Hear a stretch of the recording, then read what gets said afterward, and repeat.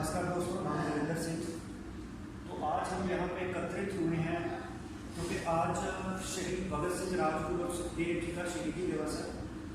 तो हमने इनको श्रद्धा के फूल भेंट करने के लिए यहाँ पे इकट्ठे हुए हैं। तो मैं इनको नमन करता हूँ क्योंकि इनके ही बलिदान के कारण आज हम आज़ादी से घूम रहे हैं। तो इनका जो हम पे बहुत बड़ा शब्द शायर में हम आगे बढ़ रहे हैं।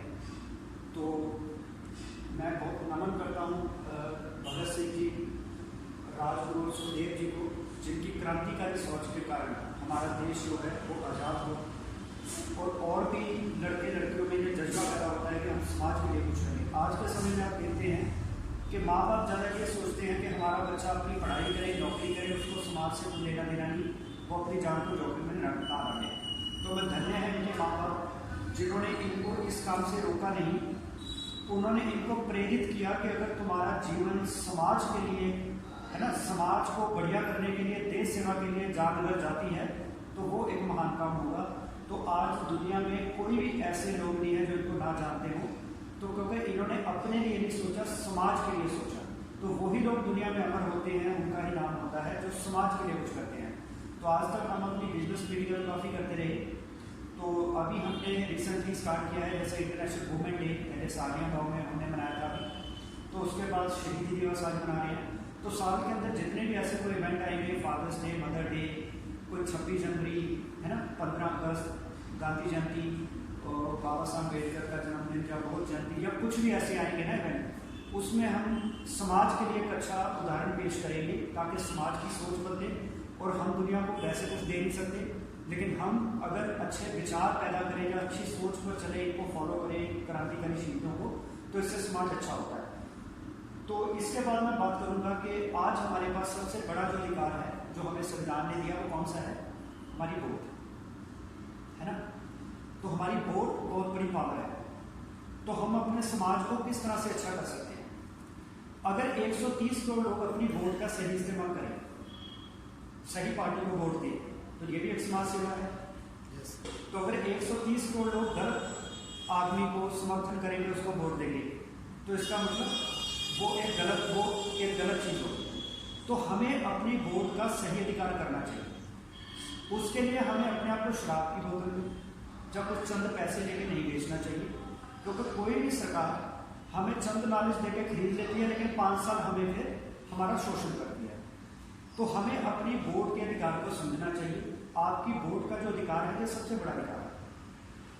तो मैं कहता हूँ आज आप चाहे ऐसे सामाजिक सम्मेलन में ना भी हैं, अपने घर में बैठे हैं, ना भी शहीदी दिवस मनाएं, ना भी कोई त्यौहार मनाएं, लेकिन अगर आप अपनी वोट का सही इस्तेमाल करते हैं तो वोट की समाज सेवा है। दूसरी बात, अगर आप ऐसे समारोह में आते हैं तो जहां से कुछ विचार लेके जाते हैं, दूसरों के साथ शेयर करते हैं, तो उसमें भी समाज का फायदा होता है। तो आपको ऐसे समारोह में आना चाहिए। तीसरी बात, कई लोग डरते हैं कि हम पॉलिटिकल पार्टियों में इन्वॉल्व नहीं होंगे, इससे हमारी दुश्मनी बढ़ती है समाज में। तो इसलिए हमने किसी पॉलिटिकल पार्टी का समर्थन नहीं कर रहे, हमें तो न्यूनतम होकर चल रहे हैं। ठीक, हमारे लिए सभी पार्टियां सही हैं। ठीक, हम किसी का कोई समर्थन नहीं करते। वही पार्टी हमारे लिए बेटर है जो समाज की भलाई के लिए सही काम करे, तो वो पार्टी कोई भी हो सकती है। ठीक है, तो हमें अपनी समझ बूझ के साथ इस बात का फैसला लेना है कि कौन सी पार्टी हमारे लिए अच्छी है, हम वोट अपनी किसको दें।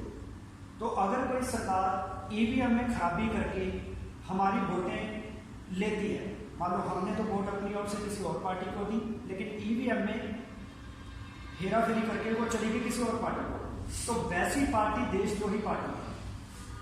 तो वो हमारे साथ इसका मतलब धोखा कर रही है। तो ऐसी पार्टियों के वजूद को हमें नकारना चाहिए, उसके वजूद को हमें नहीं मानना चाहिए। ठीक है, तो ईवीएम की बजाय बैलेट पेपर पर चुनाव होने चाहिए, ये हम सरकार से मांग करते हैं। तो जितने भी देश हैं वहाँ पे ज़्यादातर ईवीएम बैन है, क्योंकि इलेक्ट्रॉनिक चीज़ का कोई भरोसा नहीं, हम कहाँ पे वोट डालें, कहाँ पे डालें। जो चुनाव बैलेट पेपर पे होता है उसका समर्थन करते हैं। इसमें हम किसी पॉलिटिकल पार्टी की बात नहीं करें, हम देश की आगे बढ़ाने के लिए उस पॉलिटिकल पार्टी को आगे लाना चाहते हैं जो हेराफेरी करके ना जीती हो, जिसको लोगों ने सही सोच के साथ जिताया हो। तो इसलिए हम मांग करते हैं सरकार से कि एक तो ईवीएम को बैन किया जाए। लोगों से हम ये मांग करते हैं कि वो अपनी सूझबूझ के साथ हमेशा सच्चाई को ही वोट दें, सच्ची पार्टी को ही वोट दें। खराब पार्टी में वोट ना दें, उससे समाज का खुद का नुकसान होगा। तीसरा, जो लोग ऐसे समारोह में आते हैं तो इससे जो लोग समाज सेवा कर रहे हैं उनका उत्साह बढ़ता है, वो इस काम में और भी ज़्यादा समाज को गाइड करते हैं। तो इसलिए हमें उसका समर्थन करना चाहिए, ऐसे दिन को मनाना चाहिए। तो इसके अलावा ज़्यादा से ज़्यादा, क्योंकि जो हमारी पावर है वो होती है डिसिप्लिन, सेल्फ डिसिप्लिन और पेशेंस, ठीक। तो हमें कोई भी प्रदर्शन करना है वो शांतिपूर्वक तरीके से करना चाहिए। अभी मान लीजिए, मैं एक एग्जांपल देता हूँ कि आप में से किसी के साथ कोई ज्यादती होती है, तो आप थाना में गए अपनी FIR लिखाने के लिए, मेरा पर्चा दर्ज करिए। तो दूसरी कोई पॉलिटिकल पार्टी, ठीक, जिसके हाथ ने आप पे शोषण किया, या दूसरा जो पर्सन जिसके साथ आपकी लड़ाई हुई, आपका शोषण हुआ, उसके लिंक है किसी पार्टी के साथ, तो अब आपका पर्चा रद्द नहीं होगा तो आप क्या करेंगे?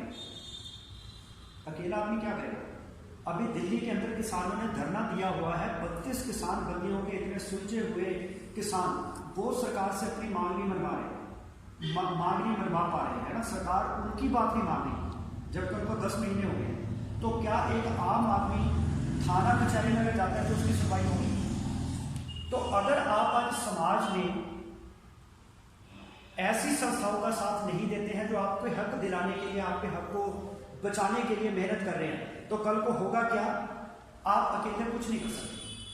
तो हमें एक संगठन में हमेशा संगठित रहना चाहिए।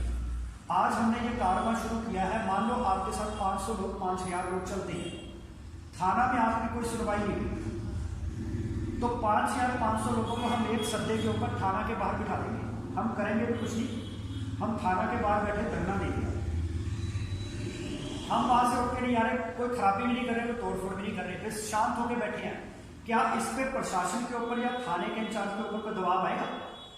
हम मात्र 500-700 लोग, 5000 लोग जाके बैठे हुए हैं, हम कुछ नहीं कर रहे, हम आराम से बैठे हुए शांत, लगातार 1 दिन, 2 दिन, 3 दिन, 4 दिन। क्या इससे प्रशासन या थाने के ऊपर कोई प्रेशर बनेगा? तो पर्चा दर्ज होगा। yes. अगर आप पे किसी ने झूठा पर्चा दायर कर दिया तो वो झूठा पर्चा रद्द हो सकता है, yes. वो भी होगा अगर आपका दबाव होगा। तो मैं पेरेंट्स को ये कहना चाहता हूँ कि अगर वो अपने बच्चों को हमारे साथ इन्वॉल्व करते हैं, इसमें ये नहीं है कि हम उनका खून खराबा करेंगे, ठीक। जैसे किसान जथेबंदियों के आगू नौजवानों को साथ में लेके गए हैं, वो कहते हैं कि अगर हमने 3 कानून रद्द करवा दिए लेकिन नौजवानों की कुर्बानियां होगी तो वो कानून रद्द करवाने का कोई फायदा नहीं, क्योंकि हमें कानून भी रद्द करवाने हैं और जो नौजवान साथी हमारे भरोसे पे यहाँ पे आए हैं, हमें उनको सही सलामत, एक खरोच भी आए बगैर उनको घर में सही सलामत भेजना है। तो एज एक समाज सेवक हमारे सर पे ये जिम्मेवारी है कि हमने नौजवानों को कोई भी एक आंच तक नहीं आने देंगे, लेकिन हम समाज में क्रांति भी लाएंगे। उसका सबसे बढ़िया तरीका क्या है कि हम डिसिप्लिन होकर कोई भी आंदोलन लड़ेंगे, और हमारी सबसे बड़ी ताकत ही डिसिप्लिन है।